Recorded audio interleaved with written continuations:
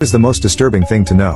1. I work as an anesthesiologist. I've put people to sleep in an emergency situation knowing that they will almost certainly not survive the surgery. These are generally situations where without surgery the patient will not survive, but even with surgery the chances of survival are still small. In most of these instances the patients are too obtunded or aren't conscious enough to be aware of the gravity of their situation, but in a number of instances the patients have been conscious, talking although clearly anxious. I try to reassure and tell the person that we won't leave their side, that we will take care of them and that they will be fine. It kind of fucks me up a bit to say this to someone, but I always include the last part because I just don't see the point in telling them the truth. I had one guy tell me he felt like he wasn't going to make it. I told him he would make it but knew he wasn't going to. I put him to sleep knowing that the last human face he would see before he died was mine as he stared up at me as I held an oxygen mask over his mouth and nose. I'd consider myself quite a resilient person, but knowing this stuff is a bit of a load to carry around.